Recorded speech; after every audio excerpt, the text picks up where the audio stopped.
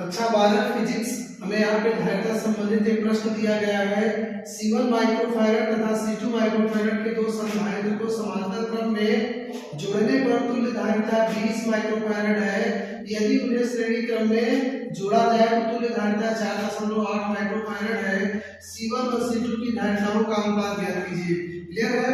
यहाँ पे बच्चों हमें दिया गया है कि C1 माइक्रोफैरड और C2 माइक्रोफैरड की दो संधारित्र को पहले समांतर क्रम में जोड़ा गया है। यहाँ लिखेंगे समांतर क्रम में धारिता। तो ध्यान दीजिए, समांतर क्रम में अगर हम धारिता ज्ञात करते हैं तो उसे C1 + C2 कहते हैं। और आपको समांतर क्रम में धारिता का तुल्य धारिता 20 माइक्रोफैरड दिया गया है।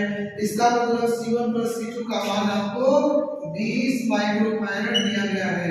तथा साथ ही साथ आपको दिया है यदि उन्हें श्रेणी क्रम में जोड़ा जाएगा, यहाँ हम लिखेंगे श्रेणी क्रम में धारिता। श्रेणी क्रम में धारिता, तो प्यारे बच्चों जो श्रेणी क्रम में धारिता होती है उसे हम लिखते हैं C1 × C2 बटे C1 + C2। श्रेणी क्रम में धारिता का सूत्र है C1 × C2 बटे C1 + C2 बराबर कितना दिया है 4.8 माइक्रोफैरड। यहाँ पे लिखेंगे 4.8 माइक्रोफैरड। अब यहाँ पर अगर हम अपने इस वाले समीकरण से देखें, समीकरण 1 से, ये हमारा समीकरण 2 है। समीकरण 1 में C1 + C2 का मान 20 माइक्रोफैरड है, तो यहाँ पे C1 + C2 की जगह पर 20 माइक्रोफैरड लिख सकते हैं। यही हो जाएगा C1 × C2। ये C1 + C2 बटे में है, इधर जाके मल्टीप्लाई हो जाएगा। हम क्या लिखेंगे 4.8 माइक्रोफैरड पहले से है, गुणित C1 और C2 का मान कितना है 20 माइक्रोफैरड। यहाँ लिखेंगे 20 माइक्रोफैरड।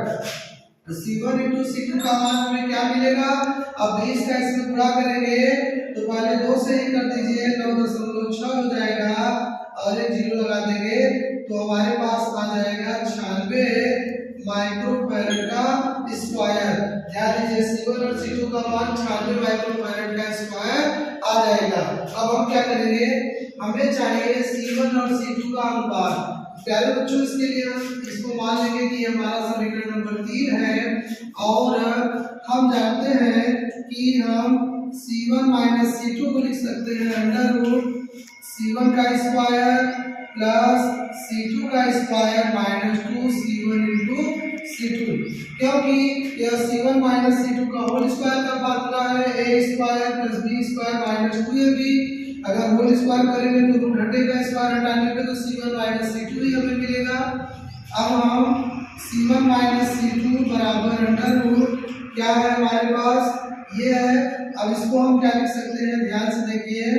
अब इसे C1 - C2 के होल स्क्वायर में लिख सकते हैं C1 + C2 का स्क्वायर, ठीक है, C1 + C2 का स्क्वायर माइनस, अब यहाँ पे हम लिख देंगे -4C1 × C2, ऐसे लिख सकते हैं। अब यही हो जाएगा अंडर C1 + C2 का मान हमें समीकरण 1 में दिया है 20 माइक्रोफैरड, तो यहाँ पे हम लिखेंगे 20 इसका होल स्क्वायर, क्योंकि स्क्वायर है, माइनस 4 × C1 × C2, तो 4 × C1 C2 का मान हम निकाल चुके हैं 96 है, तो यहाँ पे हम 96 लिख देंगे और यह हमें मिल रहा है अंडर 20 का स्क्वायर 400 माइनस 96 का हम 4 से गुणा करेंगे, 4 × 24 के 4, 82 हो जाएगा, 4 × 9 36 और 2 × 38 384। अगर हम इसे घटाएंगे तो 16 बचेगा। इस प्रकार से C1 × C2 का मान हमें यहाँ से C1 - C2 का मान हमें क्या मिल जाएगा 16 का वर्गमूल 4 माइक्रोफैरड। C1 - C2 हमें क्या मिला 4 माइक्रोफैरड। अब शेष बातों को हम यहाँ देख ले रहे हैं। देखो चूंकि C1 + C2 का मान हमें पता चला है 20 माइक्रोफैरड तथा C1 - C2 का मान 4 माइक्रोफैरड है। C1 - C2 का मान हमारे पास 4 माइक्रोफैरड है। अगर हम इस समीकरण 1 को और इस समीकरण 4 को आपस में जोड़ दें तो देखिए अगर हम प्लस करेंगे तो C2 से C2 प्लस माइनस कट जाएगा, C1 कितना हो जाएगा 2C1 बराबर 40 और 20 और 4 कितना हो जाएगा 24, 2 से कटेगा 12 बार में, तो C1 का मान इस प्रकार से 12 आ जाएगा। और जब C1 का मान 12 हमें पता चल गया है तो अगर हम C1 की जगह 12 रखें तो प्लस का 12 20 से घटेगा 8 बचेगा, यानी C2 बराबर क्या आ जाएगा 8। इसलिए हमें क्या करना था C1 अनुपात C2, तो देखिए C1 का मान कितना है 12, यहाँ लिखेंगे 12 अनुपात C2 का मान क्या है बताओ 8।